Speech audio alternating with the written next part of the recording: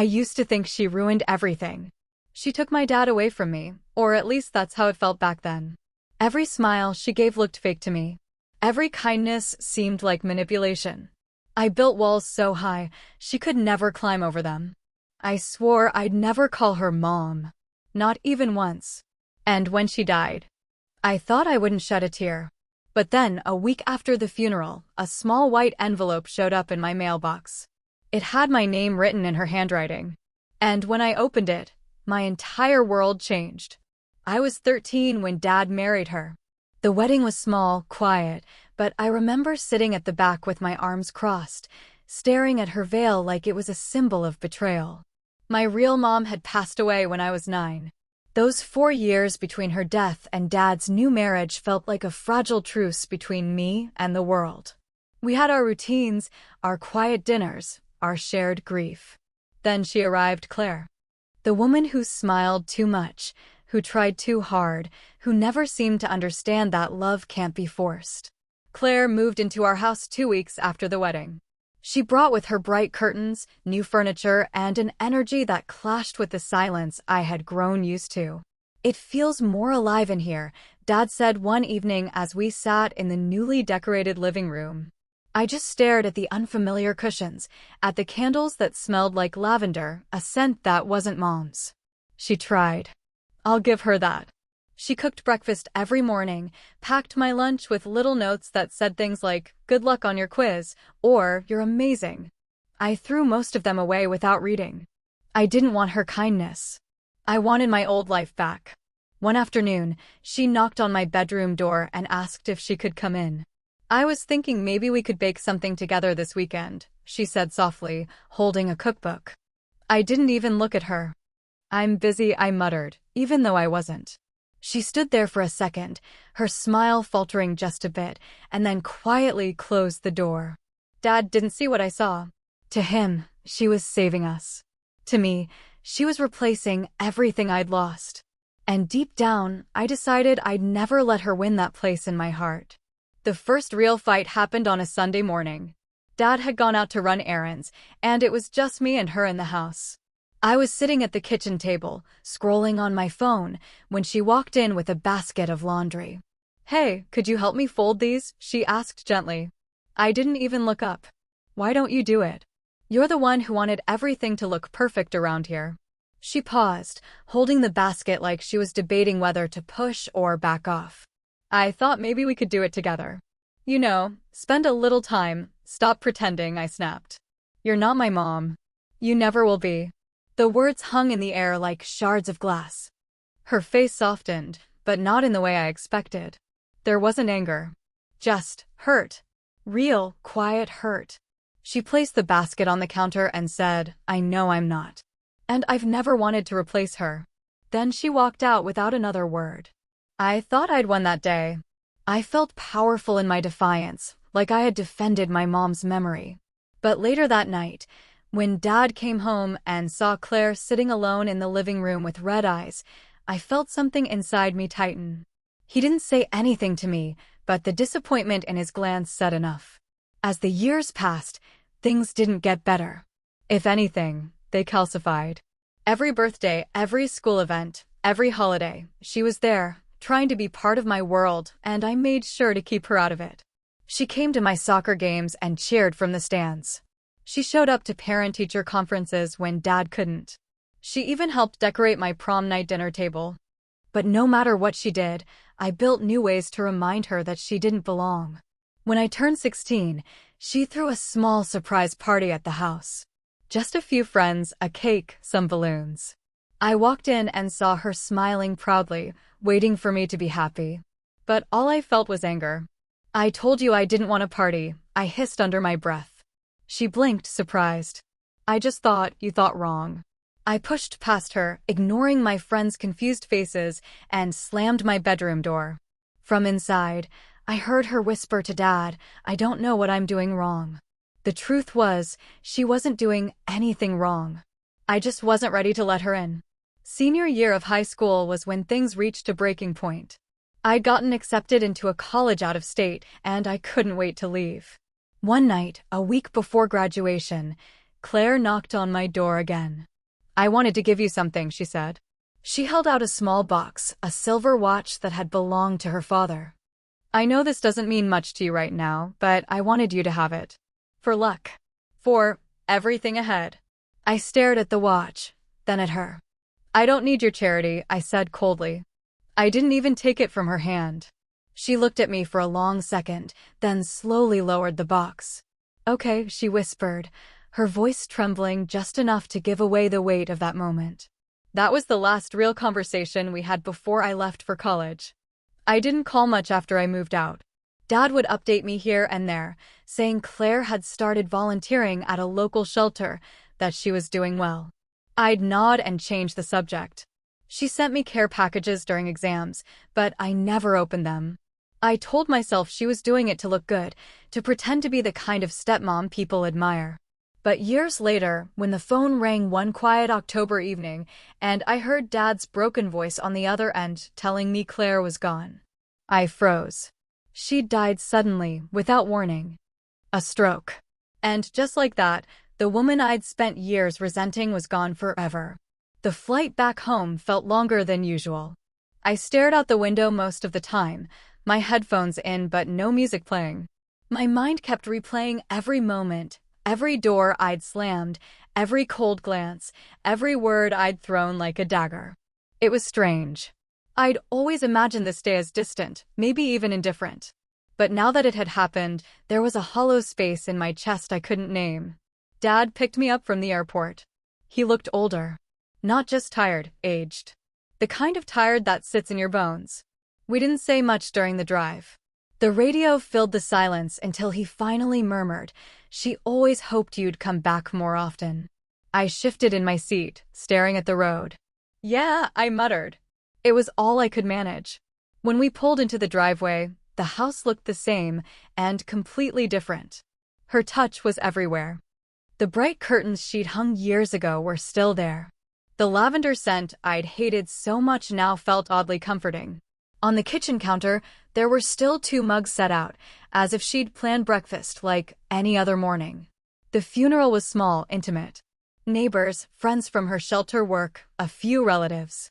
Everyone spoke about her kindness, her generosity, the way she made people feel seen. I sat in the front row, staring at the framed photo of her smiling. That same smile I used to roll my eyes at. Now, it felt like a photograph from a story I'd never bothered to read. After the service, people came up to me, offering condolences. One woman, a volunteer from the shelter, took my hand gently. "You know," she said softly, "Claire used to talk about you all the time. She was so proud of you. Every little achievement, every story, she'd light up like a Christmas tree. She loved you so much." I forced a small nod, but inside, something cracked. She was proud of me? After everything? Later that night, the house was quiet. Dad had gone to bed early, exhausted from days of preparation and grief. I wandered through the living room, noticing little things I'd ignored for years.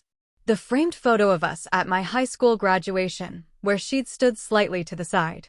The ornament she'd bought for me on my first Christmas at college, still hanging on the shelf. I ended up in what used to be her sewing room. It smelled faintly of fabric and the soft floral perfume she always wore. Her sewing machine sat neatly on the table, threads arranged by color. There was a box tucked under the window, old letters, fabric scraps, and journals. I sat on the floor and opened it slowly, expecting just random memories. Instead, on top of the stack, was a small white envelope with my name written across it. Her handwriting. Neat. Warm. Familiar in a way I didn't want to admit. For a moment, I just stared at it, frozen. My throat tightened, my fingers tingled. It was like holding a piece of her heartbeat in my hands. I didn't open it that night. I couldn't. I tucked it into my jacket pocket and sat there in the dim light, the weight of that letter heavier than I ever imagined. I thought about every mischance, every cold shoulder, every moment I could have chosen differently. And now, that letter was all that was left. I didn't sleep much that night. The house was quiet, but inside my head, everything was loud. Memories kept slipping through, uninvited. The way she'd looked at me after every cold reply. The sound of her footsteps outside my door when she'd try to talk. The way Dad's face would tighten every time he saw the wall between us grow taller. At dawn, I found myself sitting at the kitchen table with the envelope in my hands. The sun was barely peeking through the curtains, casting that soft orange glow across the counter. I traced my fingers over my name again and again. She'd written it so carefully, like it mattered. My hands were trembling when I finally tore it open. Inside was a single folded letter, written in the same handwriting. The paper smelled faintly like her perfume. For a moment, I pressed it against my chest. I wasn't ready, but I also couldn't wait anymore. I unfolded it slowly. "My dear," it began. My throat closed up. She'd never called me that out loud. "If you're reading this, it means I didn't get to say all the things I should have while I was here. And for that, I'm sorry. I never wanted to force my way into your life. I just wanted to be someone you could rely on when the world felt heavy. I know I failed at that sometimes. But I promise I tried." I stopped reading for a second. The words blurred as tears welled up, unexpected and sharp. I wiped them quickly, as if someone might catch me crying. "When I married your father, I didn't just fall in love with him. I fell in love with the idea of a family again. I knew it wouldn't be easy. You'd lost so much. And I was a stranger trying to step into a space that belonged to someone irreplaceable. I never wanted to erase her memory. I just wanted to honor it with you."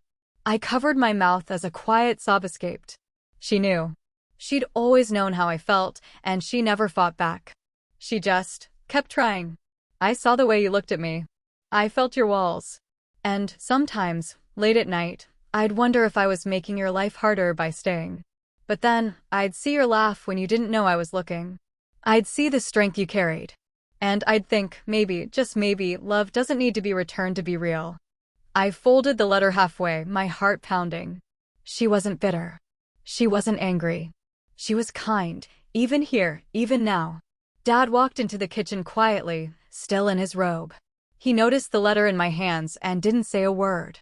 He just placed a hand on my shoulder. That simple gesture nearly broke me. "She wrote that a few months before," he began softly. "She told me she didn't want to give it to you until you were ready. She hoped one day you'd see her for who she really was." I looked up at him, my eyes burning. "I wasn't ready," I whispered. He nodded slowly. "I know." I held the letter tighter. For the first time, I didn't feel anger or guilt, just a deep, aching sadness for everything I'd missed. I went out to the backyard after Dad went back upstairs.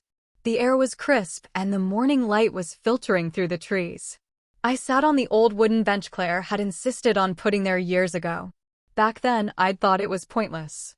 Now, it felt like exactly where I needed to be. I unfolded the letter again, smoothing out the creases. My fingers lingered over the ink like I was afraid the words might disappear. I took a deep breath and continued reading. "I don't know what your life will look like when you find this. Maybe you'll have a family of your own, maybe you'll be chasing your dreams far away, maybe we'll have found a way to truly know each other. But if not, that's okay. I want you to know I never measured our relationship by the words we said, but by the hope I carried for you every single day." A tear fell onto the paper, smudging one of the words. I quickly dabbed at it, whispering, "I'm sorry," to no one in particular. "I kept every drawing you made as a child. I kept the little notes you wrote your dad. I even kept that old soccer medal you threw away after you lost the finals.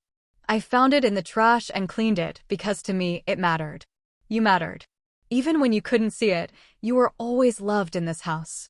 I pressed the letter against my chest. I could almost hear her voice now, not the one I'd kept at arm's length for years, but the soft, patient one I'd ignored. "I know I'll never replace your mother.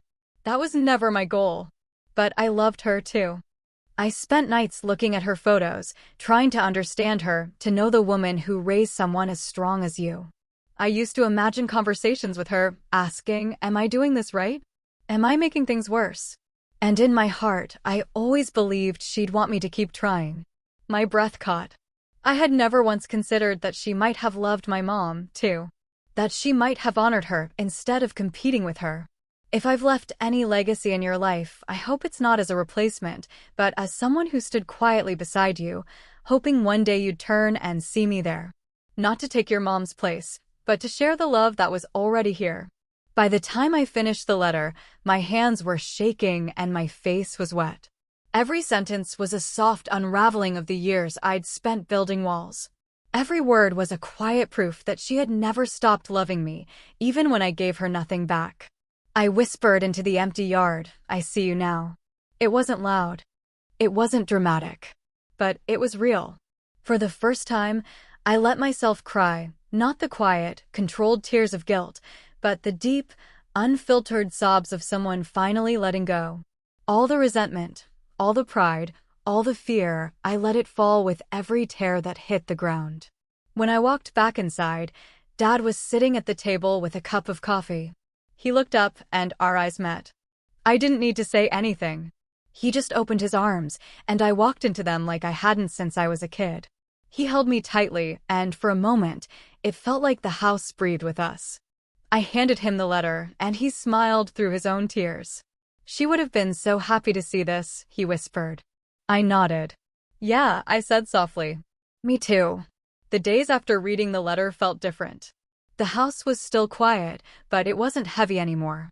It felt like the silence had softened, like her presence lingered not as a reminder of guilt, but as something warm wrapping itself gently around us. I started noticing the things I used to ignore. Her garden, for example. She'd spent years tending to it, even when I'd roll my eyes and call it pointless. Now, when I walked outside, the flowers she'd planted were still blooming in neat little rows, soft pinks, yellows, and whites dancing in the breeze. She used to talk to them like they were friends. I knelt down, touching the petals gently, and whispered, "Hi, Claire." It was the first time I'd said her name out loud in weeks. Dad caught me in the garden later that afternoon, dirt on my hands. He didn't say a word, just gave me a small smile and started pulling weeds beside me. For the first time, we worked together in silence, not avoiding each other, but sharing the space she'd loved. Later that evening, I opened the boxes she'd left behind in her sewing room. This time, I didn't rush.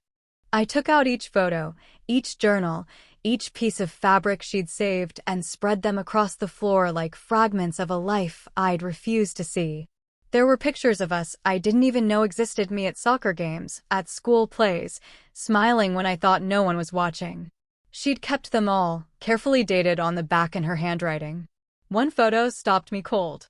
It was of me on my 10th birthday, sitting at the kitchen table with cake on my cheeks, grinning wide. My mom had been alive then. On the back, in Claire's handwriting, it said, "The first photo I saw of her." I promised myself that day I'd protect that smile. I pressed the picture to my heart and closed my eyes. I realized then that she hadn't just loved the version of me she met, she loved all of me, even the parts she never got to know. The next day, I called the community shelter she used to volunteer at. A woman named Margaret answered. When I told her who I was, her voice lit up. "Oh, Claire talked about you all the time," she said warmly. "She was like family here." I asked if I could come by. She didn't hesitate. "We'd love that," she said. When I arrived, they gave me a tour. Her photo was hanging on a wall with a small plaque, "Claire Anderson, a heart that never stopped giving." Seeing her face there made something in me break and heal at the same time. I decided to keep coming back, to help where she once stood. It felt like the only thing that made sense. That night, I stood in the backyard again, looking up at the stars. For years, I'd wished she'd just stop trying. And now, I wished more than anything that she could see me trying for once. "I get it now," I whispered to the sky. "I really do." The weeks turned into months, and slowly, something inside me shifted. Grief has a strange way of softening edges you didn't even realize you'd built. It doesn't erase the past, it just makes you see it differently. I started spending more time at Dad's house, not because I had to, but because I wanted to. Every weekend, I'd drive down, bring groceries, and sit with him in the evenings. We didn't always talk about Claire, but she was everywhere in the way the curtains swayed when the windows were open, in the garden that now bloomed even brighter, and in the quiet spaces where her voice used to fill the gaps. One Saturday afternoon, I was helping him clean out the attic. It was dusty and cluttered with years of forgotten boxes. I opened one that was labeled in her handwriting, "For the future." Inside were neatly folded quilts, each one hand-stitched with small embroidered patterns. Butterflies, stars, flowers. On top of the stack was a letter addressed to Dad. He sat down on the floor beside me, opened it, and began to read silently. Tears slipped down his cheeks halfway through, and without a word, he passed it to me. Her words were simple. She talked about her love for him, about their quiet mornings together, about how grateful she was to have been part of this family, even when it wasn't easy. She thanked him for letting her love me, even from a distance. Dad folded the letter carefully and tucked it back inside the box. "She never stopped planning for us," he said quietly. I nodded, holding one of the quilts against my chest. It smelled faintly of her sewing room. She really didn't. That night, I stayed over in my old room. It was strange being there again after all those years. I lay in bed staring at the ceiling, the quilt pulled up to my chin, thinking about how many moments I'd missed. How many thank yous I'd never said. How many times I'd turned away when all she wanted was a little space in my heart. Grief mixed with regret in a way that made it hard to breathe. But alongside that, there was something else too: warmth. It wasn't forgiveness, not entirely. It was acceptance. The kind that doesn't try to rewrite the past, but learns to live with it. The next morning, I visited the cemetery alone. The sky was a pale gray, the kind that makes everything feel quieter. I stood in front of her headstone, hands in my jacket pockets, unsure how to start. "Hey," I finally whispered. My voice cracked. "It's been a while." The wind rustled through the trees, almost like an answer. I crouched down and placed a small bouquet of lavender on the grass, her favorite. I'd bought it on the way without even planning to. It just felt right. I sat there for a long time, talking softly. I told her about the shelter, about the garden, about how Dad and I were closer now. I admitted things I'd never said out loud to anyone. "I was cruel," I whispered. "I pushed you away for so long. And you never stopped trying. You loved me when I didn't give you anything to love back. And I see that now. I really do." Tears streamed down my face freely. There was no holding them back this time. "Thank you," I said finally. "For everything. Even the things I didn't notice. Especially those." When I stood up to leave, the air felt different. Lighter. Like a knot that had been tied for years had finally started to loosen. As I walked back to the car, I thought about the letter again. Her words had changed something fundamental in me. They didn't erase the years of distance, but they gave them meaning. She hadn't loved me because I gave her reasons to. She loved me because that's who she was. And now, it was my turn to honor that.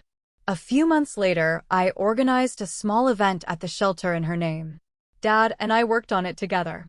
It wasn't anything extravagant, just a day of community meals, a donation drive, and a small dedication ceremony for a new wing they were opening. I stood on the small stage nervously, looking at all the faces who had known her in ways I never fully did. When it was my turn to speak, my hands were shaking. But when I looked at Dad sitting in the front row, smiling softly through his tears, I found my voice. "I didn't make it easy for her," I began. "In fact, I made it almost impossible." But Claire never walked away. She stayed. She gave love without expecting it in return. She taught me something I didn't understand until it was almost too late, that love isn't about replacing what was lost. It's about standing beside someone, even when they can't see you. The crowd was silent, listening. "She changed lives here," I continued. "And she changed mine. So this isn't a goodbye. It's a thank you." There was gentle applause, some tears. Margaret from the shelter hugged me tightly afterward. "She would have been proud," she whispered in my ear.